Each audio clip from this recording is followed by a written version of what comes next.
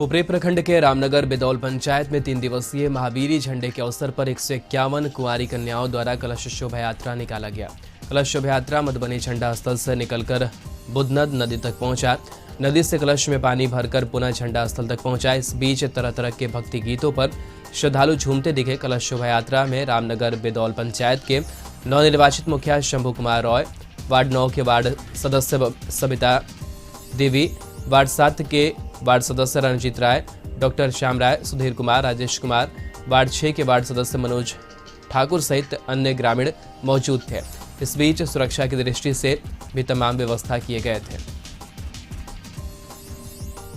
समस्तीपुर में शराब मामले में एक नया मोड़ सामने आया है, जहां जिस शराब पीने से युवक की मौत की खबर आई थी, उसका मौत सर्पदंश से होने की भी आशंका है। बता दें कि सरायरंजन थाना क्षेत्र के नरगोगी खेरवन टोल में 10 तारीख को शराब पीने से 2 लोग बीमार हो गए, जहां इलाज के दौरान एक की मौत हो गई, वहीं दूसरा सदर अस्पताल में इलाज के बाद कहां गया उसकी जानकारी अस्पताल प्रशासन को भी नहीं चला। मौत के बाद परिजन से लेकर ग्रामीणों ने भी बताया कि युवक की मौत जहरीली शराब पीने से हुई है। वहीं सदर अस्पताल में इलाज कर रहे डॉक्टर विशाल कुमार ने बताया कि युवक ने कुछ टॉक्सिन सब्सटेंस लिया है। फिलहाल उसकी स्थिति नियंत्रित है। बाबूबरही प्रखंड क्षेत्र के कमलाबलान और सोनी नदी का त्रिवेणी संगम तट पिपरा घाट इन दिनों आध्यात्मिक कार्यक्रम से गुलजार है। मिथिलांचल के प्रसिद्ध धरती त्रिवेणी संगम तट पर पहली बार कार्तिक कमला कल्पवास का आयोजन हुआ। इससे पहले यह दृश्य लोगों को सिमरिया में देखने को मिलता था। संगम तट पर छोटे छोटे फूसनुमा झोपड़ियां खड़ी की गई है। इन झोपड़ियों में दूर दूर की महिलाएं और पुरुष श्रद्धालु कल्पवास कर रहे हैं। कई महिला श्रद्धालु भोजन भी अपने बनाती हैं, जबकि कई श्रद्धालु सामूहिक भंडारा में भोजन करते हैं। आयोजनकर्ता बामन भगवान दास जी महाराज ने बताया कि आगामी 21 नवंबर कार्तिक पूर्णिमा तक जारी रहेगा। कल्पवास के लिए श्रद्धालुओं का आना जारी है। यहाँ दर्जनों संत महात्मा अपना डेरा डाल दिए हैं। त्रिवेणी संगम में स्नान पूजा कर आध्यात्मिक आयोजनों में भाग लेते हैं। प्रत्येक दिन ध्वजा के निकट स्थापित हवन कुंड में हवन होता है। निरंतर रामायण पाठ, प्रत्येक दिन सुंदरकांड का पाठ किया जा रहा है। बाढ़ में छठ पर्व खत्म होते ही गंगा घाटों की स्थिति बदतर हो गई है। स्थानीय लोगों का आरोप है कि तामझाम से सफाई का काम शुरू करने वाले नगर परिषद कर्मी छठ पर्व समाप्त होते ही कुंभकर्ण निद्रा में आ गए हैं। गंगा घाटों पर साफ सफाई का काम पूरी तरह से राम भरोसे छोड़ दिया गया है। लोग बता दें कि बाढ़ नगर के पोस्ट ऑफिस, गंगा घाट, अलगनाथ घाट और उमानाथ घाट पर नगर परिषद प्रशासन के द्वारा सफाई का काम कराया गया था। छठ पर्व समाप्त होने के बाद इन घाटों पर गंदगी का ढेर नजर आ रहा है। उसकी सफाई को लेकर नगर परिषद लापरवाह नजर आ रहा है। नमामि गंगे और को लेकर चलाई गई योजना भी हाशिए पर चली गई है। अगर घाटों पर जमी यह गंदगी गंगा में जाएगी तो गंगा स्वच्छ और अविरल कैसे रहेगी? ऐसे में केंद्र सरकार की योजना ही फ्लॉप कर जाएगी। पूर्णिया में पूर्व जिला परिषद सदस्य और वर्तमान जिला पार्षद के पति विश्वजीत सिंह की हत्या के बाद पुलिस आरोपियों की गिरफ्तारी के लिए लगातार छापेमारी कर रही है। वहीं पुलिस ने इस घटना को लेकर सरसी के थाना प्रभारी को निलंबित कर दिया है। वहीं इस घटना के विरोध में नाराज लोगों ने सरसी थाने के पास NH 107 को जाम कर दिया और आगजनी भी की। बाद में एसपी ने लोगों को समझा बुझाकर लाश को पोस्टमार्टम के लिए भेजा और सरसी थाना प्रभारी के सस्पेंड करने की बात कही। एसपी दयाशंकर ने बताया कि इस मामले में कुछ लोगों की पहचान हुई है और जल्द ही पुलिस आरोपियों को गिरफ्तार कर लेगी। बता दें कि शुक्रवार को पूर्व जिला परिषद सदस्य और वर्तमान जिला पार्षद के पति विश्वजीत सिंह की अपराधियों ने गोली मारकर हत्या कर दी थी। बताया जा रहा है कि उसकी हत्या चुनावी रंजिश के चलते की गई है। बिहार एसटीएफ ने झारखंड के हजारीबाग में छापेमारी कर आर्म्स फैक्ट्री का भंडाफोड़ किया। एसटीएफ ने 7 हथियार तस्करों को गिरफ्तार किया है। मौके से 52 pistol set, drill machine, 2 length machine समेत हथियार बनाने के उपकरण बरामद किए गए। बताया जा रहा है कि सभी तस्कर मुंगेर जिले के रहने वाले हैं, जो हजारीबाग में आर्म्स फैक्ट्री चला रहे थे। फिलहाल एसटीएफ सभी तस्करों से पूछताछ कर रही है। लोजपा रामविलास के राष्ट्रीय अध्यक्ष और जमुई सांसद चिराग पासवान ने अपने पिता रामविलास पासवान को भारत रत्न देने की मांग की है।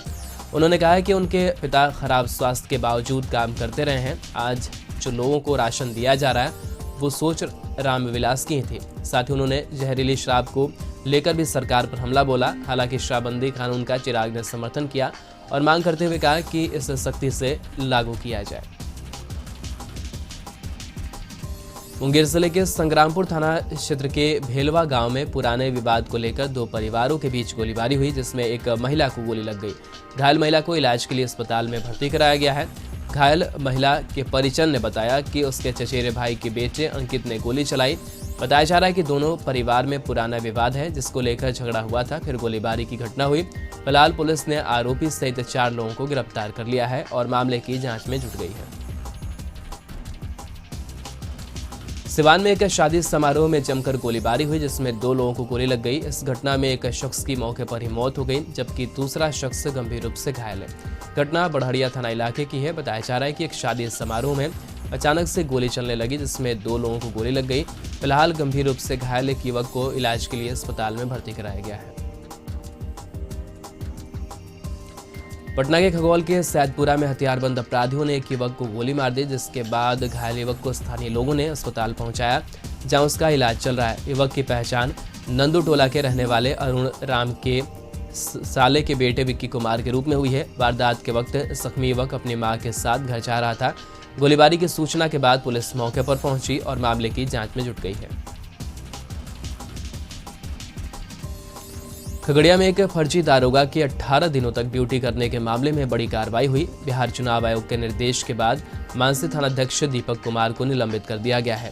चुनाव आयोग का निर्देश मिलने के बाद एसपी अमितेश कुमार ने थानाध्यक्ष को निलंबित कर दिया। बता दें कि फर्जी दारोगा ड्यूटी मामले में थानाध्यक्ष दीपक कुमार की भूमिका संदिग्ध पाई गई थी। गौरतलब है कि विक्रम कुमार नाम का युवक बिना डीओ लेटर के मानसी थाना में 18 दिनों तक प्रशिक्षु दारोगा के रूप में काम करता रहा।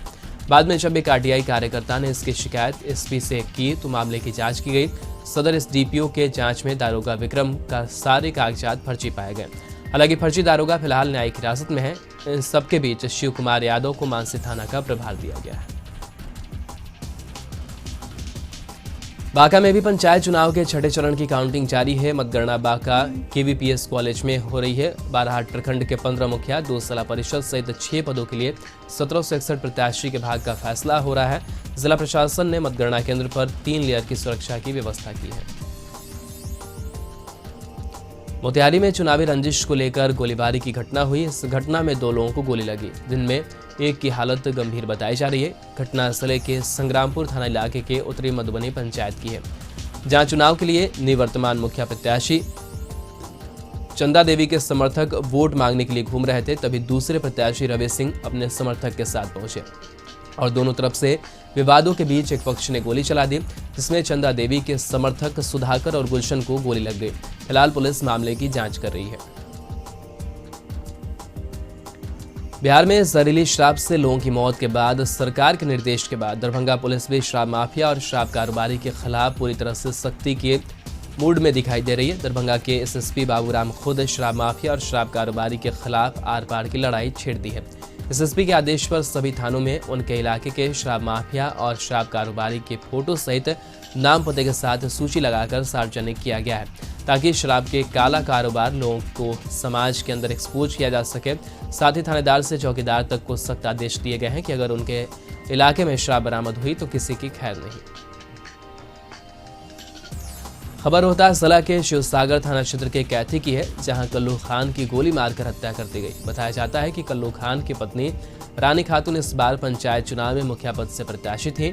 बताया जाता है कि जब चुनाव प्रचार के लिए बाइक से अपने पत्नी के साथ निकला, उसी दौरान 3 लोगों ने उससे गोली मार दी, जिससे कल्लू खान के उसके घर के पास ही मौत हो गई। घटना के बाद अपराधियों की गिरफ्तारी के लिए परिजन पुलिस से मांग करने लगे। बाद में शव को पोस्टमार्टम के लिए सासाराम सदर अस्पताल लाया गया।